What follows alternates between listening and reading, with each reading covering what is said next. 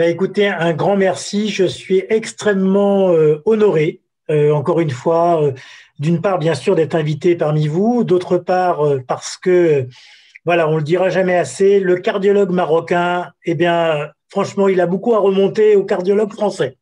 Et donc, tant mieux. Et encore une fois, j'ai pu avoir la chance de travailler avec tellement d'entre vous que c'est vraiment un bonheur, encore une fois, de pouvoir discuter avec vous d'un sujet qui est très passionnant, qui est l'insuffisance cardiaque réfractaire. Alors, c'est un sujet passionnant et je dois dire, j'arrive juste après ma collègue qui vous a déjà dit beaucoup de choses. Donc, je vais essayer de synthétiser et en tout cas de me focaliser sur les points clés. Et en se disant déjà que l'insuffisance cardiaque réfractaire, c'est quelque chose qui ne devrait pas arriver. Soit il est traité, il est à fond, soit on a trouvé autre chose. En fait, cet élément de l'insuffisance cardiaque réfractaire, c'est un défi qui est lancé et que nous n'arrivons pas à remporter. Pourquoi? Parce que nous avons énormément de patients qu'on appelle frequent flyers qui vont être hospitalisés toutes les semaines, tous les 15 jours, tous les mois pour des poussées et auxquels finalement on ne sait plus trop quoi faire. Et quand vous regardez l'impact des hospitalisations pour insuffisance cardiaque aux États-Unis, vous voyez qu'on a fait plus que les doublés. On a à plus de 174% au cours des dernières années. Et c'est pour ça, exactement comme l'a dit la collègue, que maintenant, quand vous sortez de l'hôpital, eh bien, si vous y revenez dans les 30 prochains jours, c'est payé par l'hôpital dont vous sortez. Et donc, c'est pour ça qu'ils font un tas de programmes qui s'arrêtent tous le 30e jour, puisque après le 30e jour, il peut lui arriver ce qu'il veut. C'est plus le problème de la première clinique. Mais vous vous doutez bien que cet effet-là a été relativement modéré. Autre chose qui est important, on a toujours l'impression qu'on améliore nos prises en charge de patients et que, effectivement, la mortalité de l'insuffisance cardiaque baisse année après année. Mais regardez ici, c'est le taux de réhospitalisation à 30 jours. Vous voyez qu'il augmente. Et pourtant, nous sommes tous de bons cardiologues. Eh bien, pourquoi? Parce que, avant, ces patients-là, ils seraient morts. Maintenant, ils sont ambulatoires, mais c'est des ambulatoires sévères. C'est des ambulatoires qu'on n'aurait pas vus il y a encore à 5 ou 10 ans. Et donc, ça nécessite de la part des cardiologues et de la part des médecins généralistes véritablement énormément de finesse. Et c'est en ça que l'insuffisance cardiaque, c'est vraiment quelque chose d'important et qu'il faut connaître à fond. Alors, pourquoi? Parce que là où on va, c'est là. Ça, c'est pas en France, c'est au Canada et c'était avant le Covid. Vous aviez les urgences, l'unité de débordement de l'urgence et après, vous aviez la porte. Il fallait prendre votre voiture pour aller dans un autre hôpital. Heureusement, vous doutez bien, pour l'instant, on n'en est pas toujours là et que j'espère bien que nous n'arriverons pas là au Maroc non plus. Alors, qu'est-ce que c'est une insuffisance cardiaque réfractaire? Surtout, je me suis focalisé sur le côté ambulatoire, qui est quand même quelque chose d'extrêmement important parce que tous ces patients-là n'ont pas besoin d'aller à l'hôpital. Eh bien, c'est la persistance de signes congestifs avec dyspnée sévère, limitante, on va dire, NYHA3 ou 4, et surtout avec une rétention hydrosodée notable. C'est en l'absence de choc cardiogénique, puisque dans ce cas-là, ils vont systématiquement être hospitalisés, en l'absence d'insuffisance rénale majeure, et en l'absence d'autres pathologies curables, par exemple une valvulopathie, qui bien sûr bénéficierait du traitement de la valvulopathie. Il en est de même pour les cardiopathies ischémiques.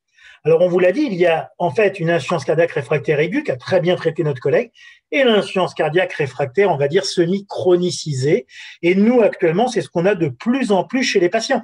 Nos patients, grâce aux hôpitaux de jour, grâce aux unités d'insuffisance cardiaque, vous avez de moins en moins de patients aigus sous le plan congestif, c'est-à-dire d'OAP, tel qu'on l'a connu, et de plus en plus de patients avec deux types, l'insuffisance cardiaque réfractaire avec congestion et l'insuffisance cardiaque cachectique, et qui est elle aussi extrêmement grave. Alors, ce qu'il faut bien se souvenir, c'est que chaque fois qu'un patient revient à l'hôpital, il divise par 2 son espérance de vie. Donc, cette histoire d'insuffisance cardiaque réfractaire, il faut la détecter dès la première hospitalisation. C'est le patient qui ne répond pas bien au traitement. Et vous le verrez très bien dans la courbe que vous a montré notre collègue, mais que j'ai un peu remis là, c'est qu'en fait, ces hospitalisations vers la fin, non seulement elles se répètent de plus en plus vite, mais surtout le patient ne revient pas à son état de base. Regardez, il remonte un peu la pente, mais il reste toujours en deçà de son état qu'il était il y a 6 mois. Alors, c'est un patient toujours grave, chez qui il faut toujours rechercher des critères cliniques de particulière gravité. Le premier élément, c'est la pression artérielle. Ça, c'est très, très important, surtout si c'est un patient jeune. Un patient âgé va souvent s'habituer à des pressions basses et il n'a pas forcément d'hypotension orthostatique, donc il faut le regarder. Mais chez un patient jeune à pression artérielle basse qui va empêcher de mettre un vrai traitement de fond, ça, c'est un problème. Parce que si on ne peut pas baisser les diurétiques pour lui mettre des traitements de fond, eh bien, ce patient-là va mourir, puisque les diurétiques ne changent pas la survie, ils changent que la congestion. Le deuxième élément, c'est les signes de cachexie. C'est très important, ça, à aller rechercher. Le premier élément facile, c'est vous passer la main sur l'épaule du patient. Si vous sentez des reliefs osseux extrêmement fins, ça veut dire qu'il n'a plus de muscles. Et donc là, vous le verrez tout de suite, et là, il faut de la réadaptation. Autre chose, serrez son quadriceps avec vos mains. Si ça tient dans votre main comme ça, il a un trop petit quadriceps pour un jeune, ça veut dire qu'il est cachectique. Et dès qu'il est cachectique, ça veut dire qu'il aura simplement un changement de fixation des protéines dans le sang, et donc par définition, vos médicaments ne marcheront pas pareil. Le troisième élément, c'est les signes digestifs. Le patient qui n'a plus d'appétit, qui a des nausées, il faut toujours surveiller le foie cardiaque. Enfin, le patient qui a des véritables œdèmes réfractaires, c'est-à-dire que malgré un régime hyposodé, malgré des diurétiques à une dose classique 40-80, il a une persistance d'œdème qui n'arrive pas à faire partir. Sa gêne fonctionnelle NYHA, bien sûr que vous connaissez, et son périmètre fonctionnel, c'est-à-dire exactement comme disait la collègue, le périmètre de marche. N'hésitez pas à faire marcher vos patients autour du cabinet. Vous faites un petit test. Si vous avez une chaise en salle d'attente, vous lui demandez en 1 minute, avec une horloge en face de lui, combien il peut se lever 2 fois de sa chaise. Et ça peut permettre d'analyser la capacité fonctionnelle de vos patients. Alors, bien sûr, on l'a dit, comment faire l'analyse du patient. Il faut toujours regarder si au repos, il a plutôt une hyperhydratation et puis regarder également son état de perfusion. Et comme ça vous l'a été donné tout à l'heure, et ça, vous connaissez tous ça avec moi, c'est le diagramme de Forrester parce que ça ne sera pas la même prise en charge. Vous doutez bien qu'un patient qui va être froid et sec, c'est plutôt un problème de débit. Le patient qui est plutôt chaud et humide, ça ne sera pas du tout la même prise en charge. Là, on essaiera de le vidanger. Alors, un autre élément qui est très associé, c'est le syndrome cardio-rénal. Souvent, en fait, c'est une diminution de la pression de filtration glomérulaire qui peut être liée à un bas débit périphérique. N'oublions pas que ce qui fait que le rein va pouvoir éliminer, c'est d'un côté, bien sûr, le sel. Donc, si vous êtes hyponatrémique, ça ne marche pas.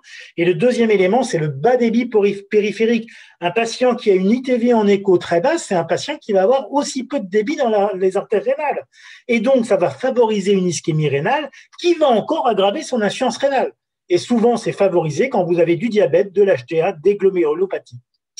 Alors, vous avez le syndrome cardio-rénal, on va dire aigu. Bon, là, je ne vais pas insister beaucoup dessus. C'est l'aggravation brutale de la fonction cardiaque avec un choc cardiogénique, souvent avec une insuffisance rénale aiguë, en fait, à l'occasion d'une décompensation cardiaque. Et ça, c'est bien sûr très grave. La physiopathologie, c'est une hypoperfusion, une hypofiltration rénale sur un bas débit. Et là, dans ce cas-là, en fait, ce qu'il va falloir, c'est de se dire que ce qu'il va falloir surtout, c'est remonter du débit. Parce que, en fait, non seulement vous avez un problème de débit, mais vous avez également une hypervolémie, l'augmentation des pressions dans les veines rénales, ce qui provoque une stase rénale avec une dysfonction tubulaire. Et donc là, le vrai traitement qui marche, c'est redonner du débit et rediurétiquer le patient à forte dose. Deuxième élément, le syndrome cardio-rénal chronique, et en fait, qui touche près de 30 à 40% de nos patients insuffisants cardiaques et surtout 90% des réfractaires. Ce sont des patients qui ont des anomalies cardiaques chroniques qui vont conduire à une insuffisance rénale chronique. En moyenne, c'est 25% dans les grandes études. Mieux vous traiterez vos patients, plus finalement vous verrez ce type de patients qui avant seraient morts et qui maintenant vont survivre. La physiopathologie, c'est identique au stade 1, avec surtout une hypoperfusion et beaucoup de stase rénale, mais un retentissement rénal beaucoup plus durable par activation des médiateurs pro-inflammatoires et pro-fibrosants. Le gros problème, c'est la fibrose rénale. Et en plus, on a une hypoxie avec du stress oxydatif, etc. Et l'anémie va jouer un rôle majeur. D'où l'intérêt de tout ce que disait la collègue sur le fer tout à l'heure. Le traitement des types 2, c'est simple, c'est diurétique de lance plus d'autres associations diurétiques. C'est ça qui va être très important. Il faut bien se dire qu'un patient, un patient insuffisant rénal, insuffisant cardiaque, mourra toujours de son cœur. Donc, on doit tolérer une augmentation de 30% de la créate. On doit tolérer une clairance de la créate qui peut des fois descendre jusqu'à 20 sans problème, parce que ce qui va être extrêmement important, c'est de traiter son cœur. Si vous ne traitez pas le cœur, dans ce cas-là, le patient ne survivra de toute façon pas. Alors, quoi faire?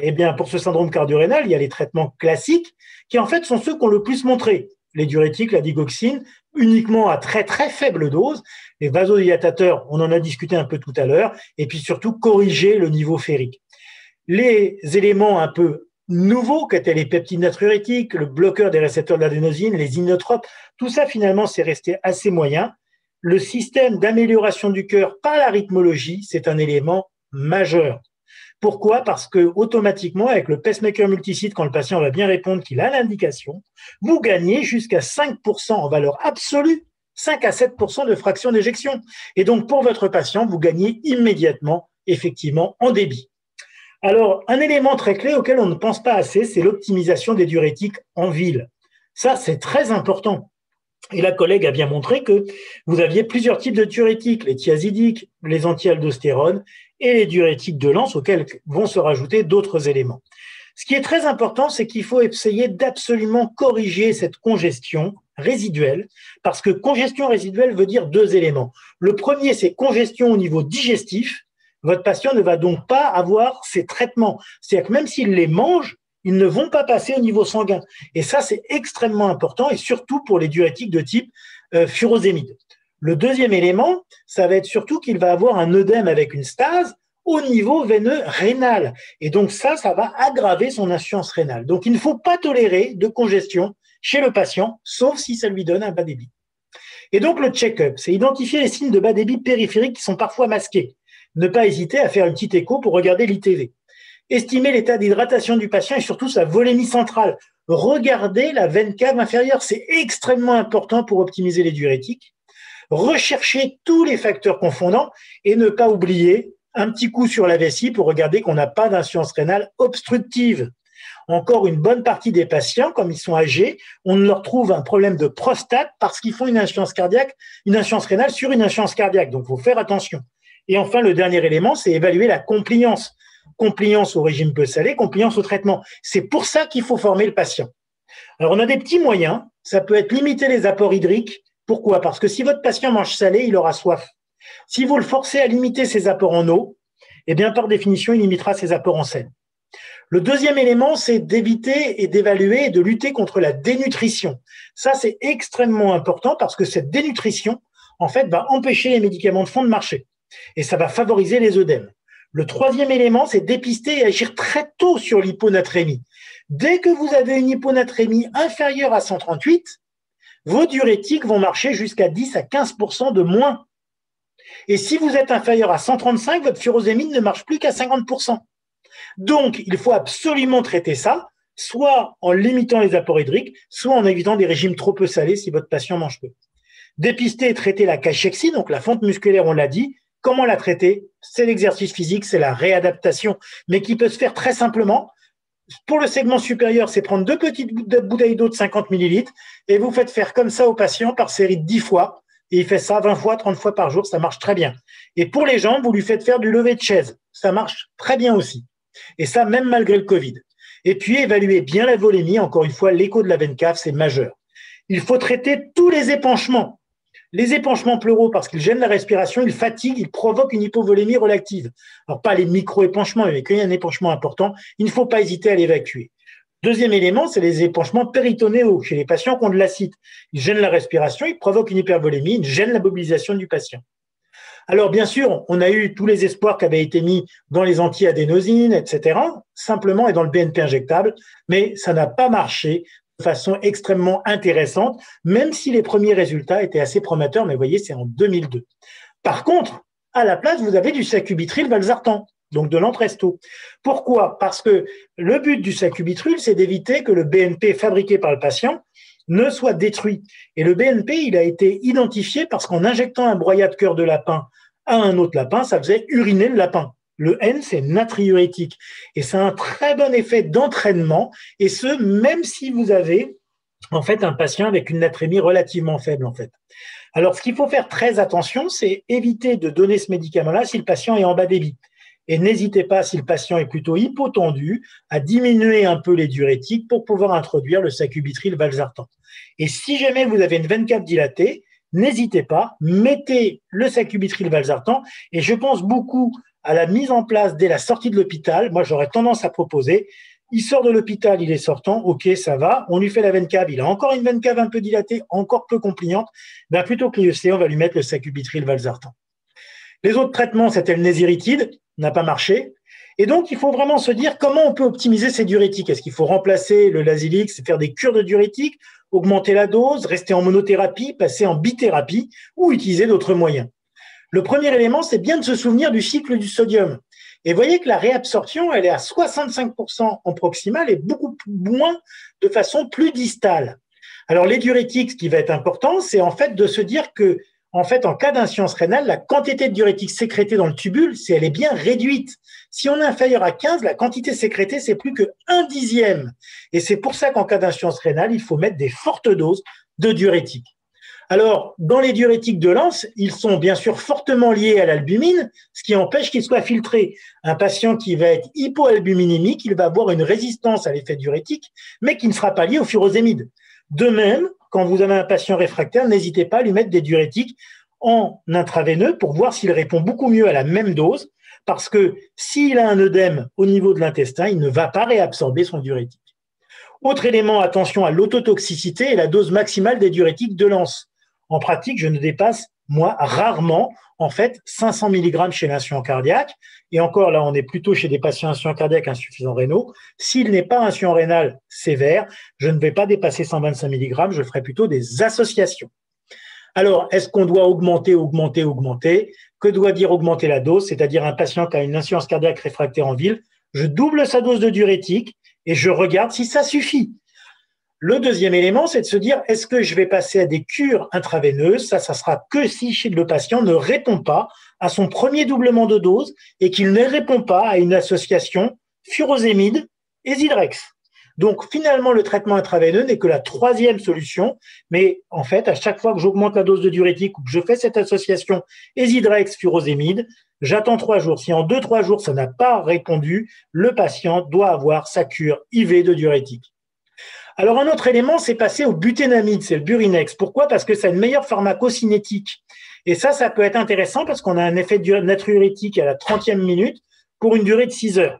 Et donc, ça peut être extrêmement important. Il faut se souvenir qu'en gros, 1 mg de Burinex, c'est 50 mg de Lasix à peu près. Et attention, c'est une efficacité un peu moins forte, c'est la clairance de la créatinine est basse.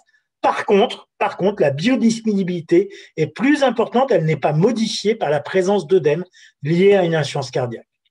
Après, vous pouvez associer furosémide thiazidique, furosémide anti-aldostérone, buténamide thiazidique. Donc, vous voyez que vous pouvez vraiment vous associer. Et ça, c'est particulièrement vrai si on a des patients en anasarde. Alors, les thiazidiques, ils vont agir principalement en limitant la réabsorption de sodium au niveau du tubule distal, mais ça devient inefficace lorsque la débit de filtration est inférieur à 30. Les anti-aldostérones, ce qui va être intéressant, c'est qu'ils vont agir de façon différente, mais attention, pas dans l'insuffisance rénale aiguë, du fait en particulier des risques sur le plan rythmique. Alors, c'est pour ça qu'il faut bien réfléchir et associer probablement les thiazidiques et le furosémide en première ligne. Dans certains cas, je rajoute un anti-aldostérone si le patient n'est pas insuffisant rénal sévère.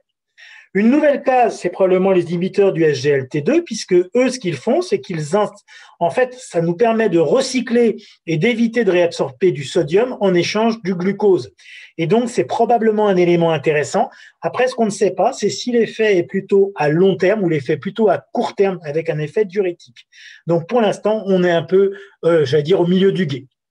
Alors, pour relancer la machine, dans certains cas, si vous avez, en fait, mais ça, c'est pas en ville, c'est plutôt à l'hôpital ou en hôpital de jour, si vous avez des patients qui sont hyponatrémiques avec une veine cave dilatée, dans certains cas, vous pouvez leur mettre un peu de sérum salé de façon à relancer la machine avec ce qu'on appelle une diurèse compensée. C'est-à-dire, vous regardez combien de sels vous amenez, vous regardez toutes les 3 à 6 heures, combien de sels ils ont perdu. Et ça marche très, très bien chez certains patients en anasarde. Autre élément, on l'a dit tout à l'heure, c'est les inotropes positifs, la fameuse dopamine à dose rénale ou l'ultrafiltration. La dopamine, ça a des récepteurs rénaux, et ça donne une vasodilatation rénale, donc c'est plutôt bien. C'est vrai qu'on pourrait avoir un élément positif. Ça peut restaurer un peu de débit cardiaque, mais très attention aux doses minimales nécessaires car le risque d'arythmie est réel. Et effectivement, comme l'a dit notre collègue, plutôt passer à ce moment-là à la dobutamine plutôt qu'à la noradrée. Est-ce que ça augmente la natriurèse? Eh bien, regardez, furosémide et dopamide et furosémide, ça n'augmente pas en fait la natriurèse. Par contre, ça a un effet sur le ventricule droit, ça a un effet sur le ventricule gauche, et donc ça peut aider. Et la dialyse, on sait que c'est difficile, mais on peut avoir l'ultrafiltration péritonéale. Moi, j'ai des patients comme ça que je mets en insuffisance cardiaque réfractaire avec un cathéter et qui sont comme ça, qui bénéficient d'une UF, et des fois, ça marche bien. Après, bien sûr, c'est des patients très sévères et il faut vraiment se poser la question de vers quoi on va. Parce que cette dialyse, c'est bien, mais c'est véritablement chez certains patients et c'est une dépense extrêmement importante à l'échelon d'une société. Et c'est pour ça que nous, des fois, on fait des éléments d'ultrafiltration hospitalière chez certains patients, mais que des patients qui sont en fait en attente de greffe et non pas des patients tout venant. Alors, je passe juste là. Vous vous souvenez des résultats de l'étude Unload avec un effet sur la perte de poids, mais sur la dyspnée, zéro. Et donc, l'idée, c'est d'améliorer la qualité de vie. Ça diminue un peu le dyspnée-œdème, ça diminue la durée de séjour, ça diminue la PTDVG, mais aucun impact de mortalité, coût important, iatrogénie important. Alors, j'ai à dire au-delà, c'est que tout le monde connaît les recos, mais très peu les applique. Ce qui est très important pour traiter l'insuffisance cardiaque réfractaire, c'est de ne pas l'obtenir.